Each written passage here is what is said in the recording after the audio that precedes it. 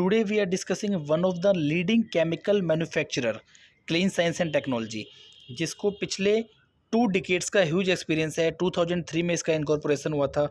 पिछले 20 सालों में अच्छी खासी परफॉर्मेंस रही है कंपनी की। पिछले अगर हम 3 साल की बात करते हैं, अच्छा खासा पैसा इसने अपने केपेक्स पे इन्वेस्ट किया है। लास्ट ईयर इसका आईपीओ आया था अप्रोक्स जुलाई टू अगस्त में। 900 रुपीज़ इसका प्राइस बैंड था आईपीओ का। 900 के लेवल से लगभग इसने अपने इन्वेस्टर के वेल्थ को 3 गुना किया था। जी हाँ, 2700 रुपये का इसने हाई लगाया था। उस हाई से अभी हम देखते हैं तो लगभग 42% के आसपास का हमें डिस्काउंट देखने को मिल रहा है और ऑलमोस्ट अपने लो के आसपास ही चल रहा है। तो हालांकि इससे पहले भी हमने स्विंग ट्रेडिंग के थ्रू यहाँ पे 2 बार प्रॉफिट बुक कर रखा है भगवान का नाम लेके। अगर आप मेरे डायमंड मेंबरशिप के मेंबर हैं तो उसका नोटिफिकेशन आपको मिला होगा जब हमने इसमें बाइंग एंड सेलिंग करी थी। अब हमने वापस से इसमें पोजीशन बनाया है, वो भी मैं आपको दिखाऊंगा। वीडियो आपने अभी तक लाइक नहीं किया हो तो लाइक कर दीजिए, चैनल सब्सक्राइब ना किया हो तो सब्सक्राइब कर दीजिए। नमस्कार दोस्तों, मेरा नाम है कांतिनाथ झा और आज हम डिस्कस करेंगे एक mid cap size company, chemical company clean science and technology के बारे में। सबसे पहले मैं आपको बता दूं, मैंने इसको पीछे सेल कर दिया था, वापस से मैंने इसमें बाइंग करी है लगभग 1600 के लेवल पे ही, 1590 के अराउंड। तो लॉन्ग टर्म के लिए शेयर मुझे अच्छा लगता है और इसका क्योंकि साइज़ भी अभी ज़्यादा बड़ा नहीं है तो यहाँ से ग्रोथ के चांसेस काफ़ी ज़्यादा है और one of the leading manufacturer है ये। अगर हम यहाँ पे फार्मास्यूटिकल की बात करते हैं, इंग्रेडिएंट की बात करते हैं, एपी में भी इसका अच्छा खासा मार्केट शेयर है। बुक वैल्यू देखते हैं तो 82 का है, स्टॉक का पी वैल्यूएशन 65 है, RO in and ROC is very excellent.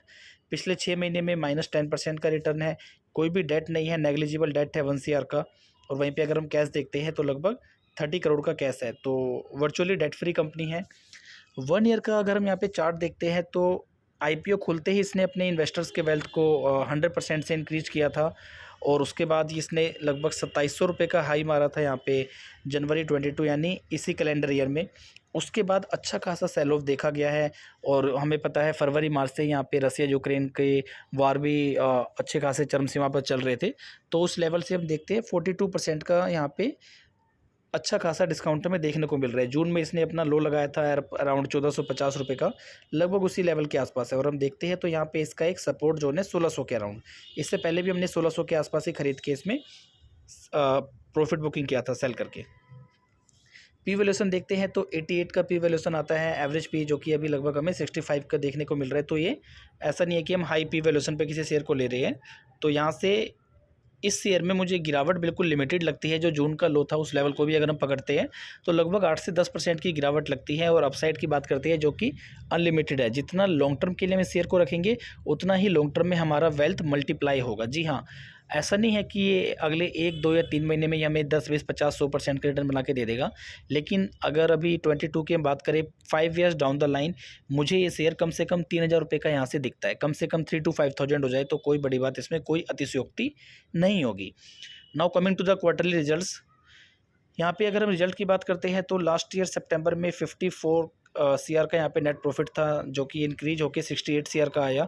Year on year की बात करते हैं तो यहाँ पे जंप देखने को मिल रहा है, लेकिन अगर हम क्वार्टर ऑन क्वार्टर की बात करते हैं तो यहाँ पे 2 CR का डाउनफॉल देखने को मिल रहा है नेट प्रॉफिट में। इसका एक मेन रीजन है जो ये डेप्रिसिएशन है। देखेंगे हम तो लगातार ये अपना डेप्रिसिएशन बढ़ा रही है। ऑब्वियस सी बात है, जितना ये यहाँ पे नेट प्रॉफिट अपना डाउन करेगी उतना ही कम टैक्स लगेगा। सीधा सीधा हम देखते हैं तो 30% के आसपास टैक्स लगता है।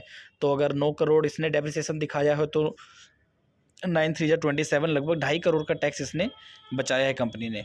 तो डेप्रिसिएशन बढ़ा रही है। ऑब्वियस सी बात है, कोई ग्रोइंग कंपनी होती है जिसको अपना साइज इंक्रीज करना है धीरे धीरे, तो वहाँ पे ये डेप्रिसिएशन ज़्यादा दिखाती है, अपने असेट के वैल्यू को डेप्रिसिएट करती रहती है time by time, year by year, ताकि बैलेंस शीट उनका स्ट्रॉन्ग हो सके, टैक्स वहाँ पे कम से कम या गवर्नमेंट को पे कर सके।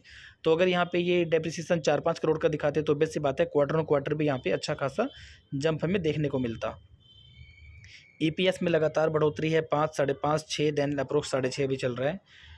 अगर हम ईयरली प्रॉफिट एंड लॉस की बात करते हैं तो 140, देन 200, देन 230। तो पिछले 3 सालों में अच्छा खासा यहाँ पे प्रॉफिट भी इंक्रीज किया है कंपनी ने।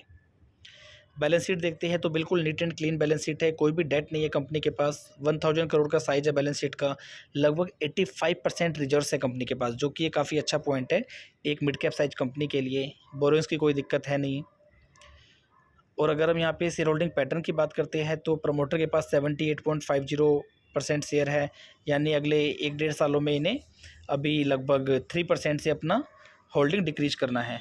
अगर वहीं पे MFI की बात करते हैं जो तो पिछले 3-4 क्वार्टर से हल्का सा इन्होंने डिक्रीज किया है। DI की बात करते हैं तो हल्का सा इन्होंने स्टेक अपना इंक्रीज किया है। पब्लिक ने भी नेग्लिजिबल वहाँ पे इंक्रीज किया है। अब मैं आपको अपनी पोजीशन दिखा देता हूँ। 1593 के लेवल पे हमने शेयर को ख़रीदा है और इससे पहले जो सेलिंग करी थी वो भी मैं आपको दिखा देता हूँ, लगभग 1900 के लेवल पे। तो वापस से हमें इसमें डिस्काउंट मिला है 15% का, तो अगेन प्रभु का नाम लेके हमने यहाँ पे दोबारा से पोजीशन बनाई है। अच्छा, यहाँ पे मैं क्वांटिटी आपको दिखा रहा हूँ क्योंकि मैं क्वांटिटी आपको दिखाता नहीं हूँ। जो भी मेरी क्वांटिटी होती है 30, 50, 100 की, कुछ लोग यहाँ पे कहते हैं 1-2 क्वांटिटी होती है, इसलिए मैंने इस बार क्वांटिटी दिखा दी है। ऐसा मेरा मूड नहीं था, हो सकता है मेरे से मिस हो गया हो ये जल्दबाजी में। 33 क्वान्टिटी हमने यहाँ पे सेल किया था। हम सेलिंग भी थोड़ा थोड़ा करके करते हैं। बाय भी हमने यहाँ पे 1600 के लेवल पर भी किया था। देन 1593 के लेवल पर भी हमने 15 क्वान्टिटी बाय करी है। तो आने वाले टाइम में ये अच्छा खासा शेयर जंप दिखा सकता है। अगर हमारा लॉन्ग टर्म का यहाँ पे नज़रिया है 2 से 5 साल का, 3 से 5 साल का, तो 2 से 3 गुना मल्टीप्लाई हमारे इन्वेस्टमेंट को ये ईजिली कर सकता है, ऐसा मेरा मानना है। लेकिन हमें वहाँ पे क्वार्टर ऑन क्वार्टर इसके परफॉर्मेंस को रिव्यू करते रहना पड़ेगा। वीडियो आपने अभी तक लाइक किया हो तो लाइक कर दीजिए, चैनल सब्सक्राइब नहीं किया तो सब्सक्राइब कर दीजिए। मैनेजमेंट की सैलरी मैं आपको बता दूँ 21 CR है, आउट ऑफ कंपनीज एक्ट जो सीलिंग है 30 CR की। तो मुझे लगभग थोड़ी ज़्यादा ही सैलरी लगती है। 30 करोड़ में से 21 करोड़ सैलरी थोड़ी हाई है एक मिड कैप साइज कंपनी के लिए। इनको अपना सैलरी थोड़ा कम करना चाहिए ताकि बैलेंस शीट इनका स्ट्रॉन्ग हो सके, शेयर होल्डर को थोड़ा बेनिफिट मिल सके। बट नो इशू, जो कंपनी चला रहे हैं ऑब्वियस सी बात है वो 10-20 करोड़ की सैलरी तो लेंगे ही लेंगे। देखते हैं आगे कैसी परफॉर्मेंस रहती है। हमने अभी ऐड किया है, आगे हम इसको अगर सेल करते हैं तो अगर आप मेरे डायमंड मेंबरशिप के मेंबर हैं तो उसका नोटिफिकेशन आपको मिलेगा। अगर आपने ज्वाइन नहीं किया है तो 70% डिस्काउंट है, आप उसमें भी ज्वाइन कर सकते हैं। एक मैं आपको बोनस शेयर साथ के साथ बता दूं, डिविस लैब में हमने आज ही के दिन खरीदारी करी है। मेरे ख्याल से 3450-60 के लेवल पे हमने खरीदारी करी है। 7-8% का आज डाउनफॉल था अच्छा खासा, तो हमने वापस से इसमें खरीदारी करी। इससे पहले हमने इसको लगभग 3700-3800 के लेवल पे बेचा भी था। अगर आप मेरे मेंबरशिप के मेंबर हैं तो आपको पता होगा।